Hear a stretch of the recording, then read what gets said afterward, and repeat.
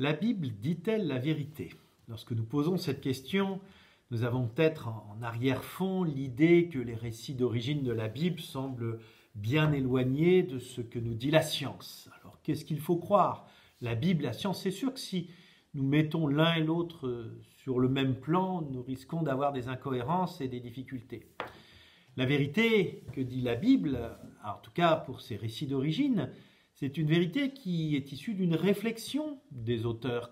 Quelle est la place, quel est le sens de l'homme sur cette terre? Pourquoi a-t-il été créé? Quelle est sa relation avec le cosmos? Quelle est sa relation avec Dieu, avec les autres? Et ce n'est pas du tout les questions comment cela s'est passé, y a-t-il eu une explosion à l'origine, etc. Donc il faut bien comprendre qu'effectivement, Dieu dans la Bible se révèle et en se révélant, il invite l'homme à participer à sa vie. C'est l'œuvre du salut qui s'accomplit pleinement en Jésus-Christ. En Saint Jean, le terme même de vérité a une signification particulière. Quand Jésus dit par exemple à votre sujet « J'ai beaucoup à dire et à juger, d'ailleurs celui qui m'a envoyé dit la vérité, et ce que j'ai entendu de lui, je le dis pour le monde. » Cette vérité dont parle Jésus, eh bien c'est lui-même, je suis le chemin, la vérité et la vie, c'est-à-dire c'est la présence de Dieu en sa personne qui vient nous sauver. Voilà pourquoi cette vérité, c'est toujours ce qu'on appelle une vérité du salut, c'est-à-dire une vérité destinée à conduire notre intelligence et notre cœur à la vie avec Dieu. D'autres domaines, l'histoire, la science, étudient le monde, étudient l'homme, étudient les grandes questions, mais à travers d'autres approches. Le seul but de Dieu, c'est de nous sauver, c'est de nous faire participer à sa vie.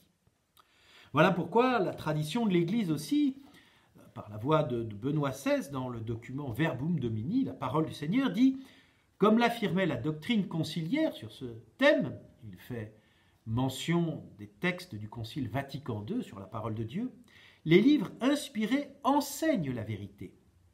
Et il cite dès lors, puisque tout ce que les auteurs inspirés affirment doit être tenu pour être affirmé par l'Esprit Saint, il faut par conséquent professer que les livres de l'Écriture enseignent fermement, fidèlement et sans erreur la vérité que Dieu a voulu voir consignée dans les Saintes Écritures en vue de notre salut. Donc cette vérité, c'est Jésus-Christ. Cette vérité, c'est celle qui nous conduit au salut, c'est-à-dire à la vie et à la communion avec Dieu.